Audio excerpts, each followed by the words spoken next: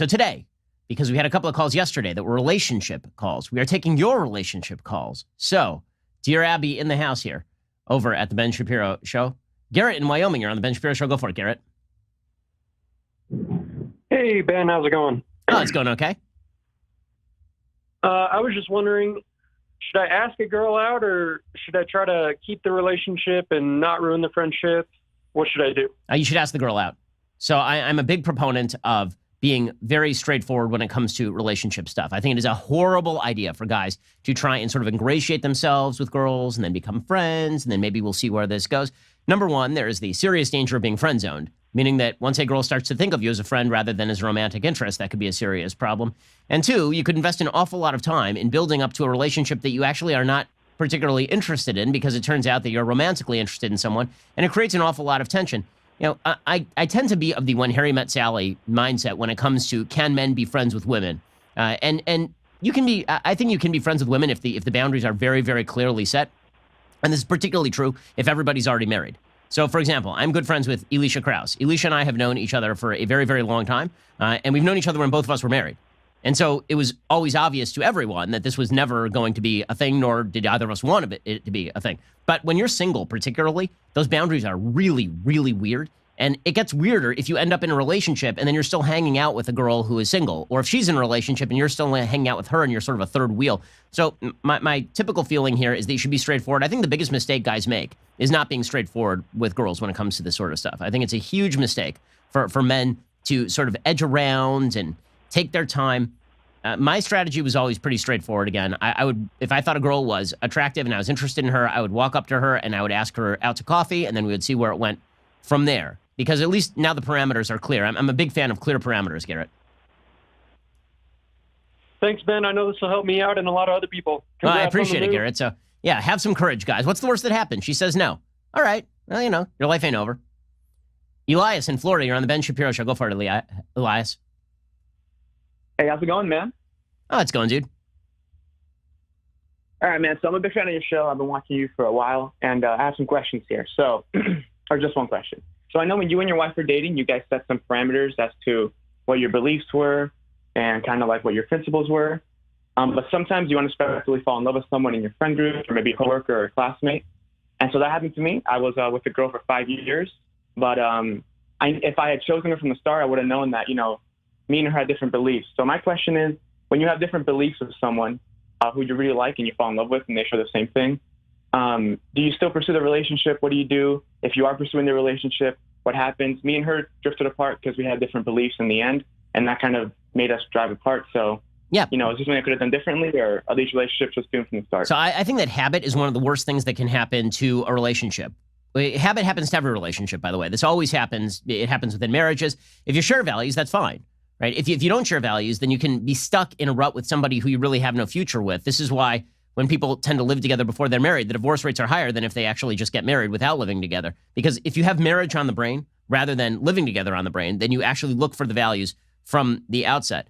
Jonathan Haidt writes in his book, The Happiness Hypothesis, that the basic form that marriages and relationships tend to take is in the first couple of years, you have extremely high passionate love and very, very low companionate love. Companionate love meaning things that you share, values that you share, is sort of the love that builds up over time that is different from the I got to be with you every minute, I'm itching to be with you, which tends to very often manifest in physical ways. You see this in every marriage. It's not unusual. It is scientifically based. And what you have to realize is that after the first couple of years, that's going to wane. I mean, that is just a natural thing that happens. It tends to wane, and companionate love tends to replace it. Well, the problem is that if the basis for companionate love is not there, namely shared values, the willingness to build a life together, then things are going to fall apart. So what I've always said to people is, it's even more true for girls than it is for guys, actually, for women than it is for men, is that if you get into a relationship, the fear of being out of the relationship becomes more of a barrier to breaking up than the actual attractiveness of the relationship. People will stay in relationships for a long time because they're afraid of the alternative, as opposed to because they want to buy in. And so they'll stick around in a relationship they know is not working longer than is necessary because they don't have the courage to think, okay, what else is out there? With whom else could I form a deeper relationship? So if you fall in love, this is why I've always said, I said it on Joe Rogan's show, I maintain it, that if you are interested in a long-term relationship, you have to first make that switch in your head, and then you have to decide who fits the bill for that, as opposed to quote unquote falling in love with somebody, and then you decide you want to be in a long-term relationship where the check marks are just not the same. I mean, it'd almost be like, okay, you start a business and you're now looking for somebody to fill a particular role. That's a very different way of seeking an employee than you've been friends with a dude for a long time and now you're starting a business and you kind of like this person and your friends, and so you hire them for the business. The former is likely to work out because you've actually tried to tailor what you are looking for to what the actual requirements are. The latter is unlikely to work out. You end up hiring your friend, he ends up being a schlub, and now your friendship is on the rocks, and it's really kind of stupid because your friendship is on the rocks and they're a bad employee, right? Like, the same thing happens in relationships. People tend to not think rationally about relationships, which makes sense because so much of it is passion. But if you know going in what you are looking for and what you are looking to do with the relationship, you're much more likely to seek important factors. And if you're in a long-term relationship with somebody where there is no future, all you're doing is prolonging the agony by continuing it, Elias.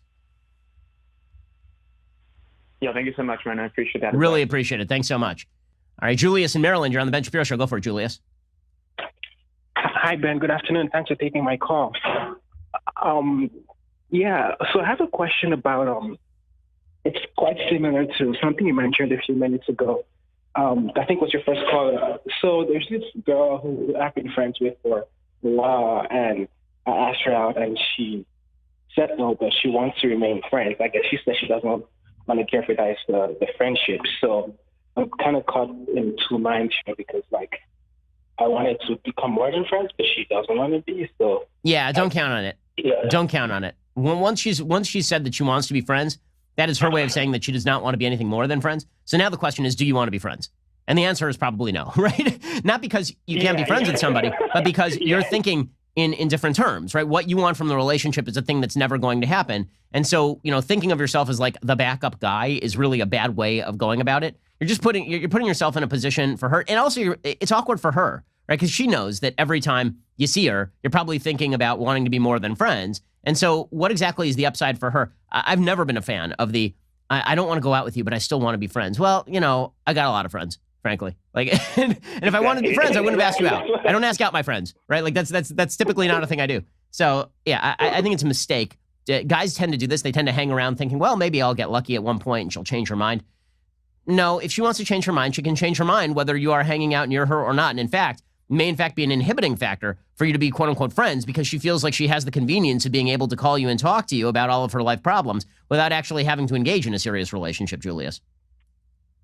Yeah, that's exactly how I feel. I mean, you described the situation perfectly. I mean, make a lot of sense, man. Appreciate the call, Julius. All righty. Ezra, New Jersey, you're on the Ben Shapiro Show. Go for it, Ezra. Hi, Ben. How are you? Thank you so much for answering my call. You bet. Go for it. So my question is, should a man wait till he has the resources to properly get married, or should he date freely just to have fun? He should never date to have fun. Dating to have fun is because you're an ass. Seriously, this is really, I think dating for fun, first of all, dating is not fun unless you're dating because you really have very little care or compassion for the person who you are dating. Because, I know that we live in a society where consent is the only value. And consent is an extremely high value, right? It is a necessary requirement. But it is necessary but not sufficient. Okay, just because someone consents to do something does not mean, as we have learned, that they are going to particularly find that thing fulfilling or wonderful. Like you know this in any relationship you have with somebody that you actually love, which is that just because someone consents to do something doesn't mean that they actually want to do it. They may be doing it for you. They may be doing it because they feel there is not a lot of alternative. Now, in a business transaction, all you're looking for is consent. But I don't think that love is a business transaction. I think that love is supposed to be about something more than that. Relationships are supposed to be about something more than that. I know that men find it very convenient to boil down all sexual relationships into mere issues of consent. And now the feminist movement has bought into this as well. But if you care about somebody, then consent is just the first step, right? Then it should be, why are you consenting because you actually would like to have a relationship? Would you like us to have something more long-term? Like, if it's just, if everything is purely on the level, then that is one thing. But very rare, that really only happens on TV, right? The notion that guys go up to girls and they're like, you want to have one night in the sack and let's do it. And the girl's like, yeah, let's do it. And it's just for fun. Like, that is not the way that people tend to actually engage with sex, particularly not women. One of my favorite social science experiments ever done. There's this great social science experiment that was done at a college where they sent an attractive girl into a bar and they asked her to basically walk up to 100 guys and say, do you want to spend the night? And out of the 100 guys, like 97 of them were like, absolutely. And then they sent an attractive guy into a bar to ask girls, would you like to spend the night? And out of 100 girls, 0 of them said yes, right? Men and women do not think about sex the same way. And it is very flattering for men to believe that women think about sex the same way that men do. They do not. Okay, there's a lot more emotional attachment. This is why, for example, in surveys of sexual satisfaction, one of the main factors in female sexual satisfaction is always the depth of the relationship, is a level of comfortableness, right? Men, it doesn't tend to be really a factor, is the comfort level. But for women, it really matters an awful lot. And so if you are dating for quote unquote fun, it's because you actually don't care enough about the person you're dating to make it about more than fun, Ezra. And I think that that's a shortcoming morally. So Ben, but what about, I'm talking about like the financial resources. Like a lot of men, especially now, they're unemployed. Especially I live in New York. A lot of people are unemployed. They basically living off unemployment. Should we start dating or should we wait till the economy gets better? Well, I mean, are you intending on getting a job and then are you intending on getting a job at some point? Like, I don't think that I think you can get married. I started my own company and I'm waiting. Right now, I'm not getting a salary, but I started my own company recently. Yeah, so I mean, if the understanding is that you are going to be dating for marriage and that in the course of that marriage you are going to increase your income, then I don't think that marriage is the chief gap there, right? I think that marriage and finances are a lot more separate than having children and finances, frankly. I think that 2 consenting adults can get married understanding they're going to experience financial hardship, and I don't think that that's necessarily a bad thing. Most people, when they get married, are a lot poorer than they are later on in their marriage, just because people get richer as they age. But having kids is a different story. You want to bring kids into a situation where presumably they know where the next meal is coming from. Getting married is a bit of a different thing. I think that you can get married when you're not making a lot of money, and I think that that's not only not bad, I think that can be, in many cases, quite good. I think that having kids when you don't have enough money to support the kids is a different story. I appreciate the call, Ezra. Frankie in Michigan, you're on the Ben Shapiro Show. Go for it, Frankie. Hi, Ben. So I have a question for you. My boyfriend and I are both gay, and we've been questioned how we can be conservative despite being gay. I say it's because I value things that conservatives do. Like, I'm even against how Obergefell was decided, which really baffles some people. But I guess my question is, how do I explain to people that conservatism isn't necessarily anti-gay? So I think that conservatism is about the idea that a limited government exists in order to protect your rights and that we as individuals have God-given rights. That doesn't mean there's not diversity inside the conservative coalition with regard to how people feel about the morality of homosexuality. It does mean that when you are talking about government policy and what government's role is in society, you can have broad agreement that a limited government is a good idea, and that really has nothing to do with sexual orientation. Frankly, I'm sort of bewildered by the notion that if you're in favor of a small government that intervenes less in people's lives and gives them more freedom, that somehow this cuts against the ability of any gay person to be conservative. I know plenty of gay conservatives ranging from Dave Rubin to Guy Benson, and all they say about this is that their priorities politically match up with the Republican Party. By the way, there are many people inside the Republican Party who personally believe on a moral level that homosexuality may be a religious sin. Right? I'm an Orthodox Jew. That is something that Orthodox Jews believe, and also believe the government has no role in regulating this sort of stuff. I mean, I was libertarian on gay marriage before it was cool to be libertarian on gay marriage, Frankie. Yeah. Okay. Well, thanks so much for that, Ben. And congrats to you and the Daily Wire team to move to Nashville, too. I appreciate it. Thanks so much. All righty. Kenny in Indiana, you're on the Ben Shapiro Show. Go for it, Kenny. Hey, Ben. It's great to be on the show. I'm calling. Me and my wife, we've been together about 10 years. We have 2 children. And I've obviously been into politics quite a bit. I listen to your show regularly, and I follow quite a bit of other political sources as well. My question really comes to is my wife has just absolutely zero interest whatsoever. So I'll get her to go out and vote every 4 years. She pretty much votes however I do, which is great, I guess. But I'm curious what your thoughts would be like. How would you go about, getting her more involved in it and something that she would, take an interest in? What would be some suggestions you may have for that? So number one, if she's not interested in politics, I think you might want to count yourself fortunate, Kenny. Frankly, it doesn't sound like she is deeply invested in politics. That's okay. My wife is not deeply invested in politics. Like, she finds it interesting, and she finds it sort of interesting on a baseline values level. And she'll listen to my show when she's in the car or something.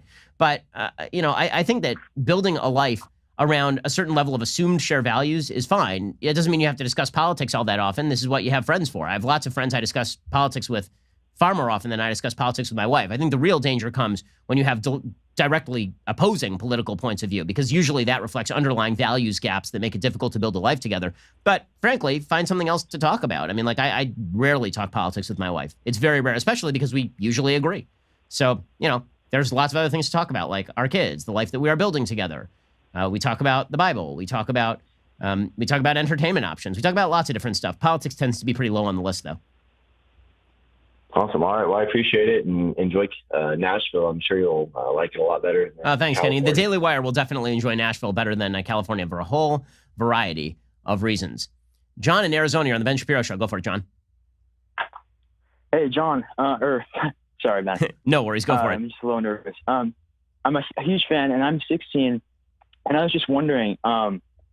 I just don't see. I'm going to the University of Arizona soon, and I was just wondering, is it possible to marry somebody that isn't conservative, doesn't have conservative values? And because a lot of my friends, they don't like America. That's, you know, the whole thing when you're young for a lot of kids. So I was just wondering, how is it possible to date or marry somebody that doesn't, you know, have conservative values? Don't do it. When I say conservative values, I don't mean votes Republican. I mean shares values about how you want to raise your kids, your values on gender, your values on morality and sin, your values on religion, right? I think that the more things you share in common in terms of core values, the more likely your relationship is to be successful.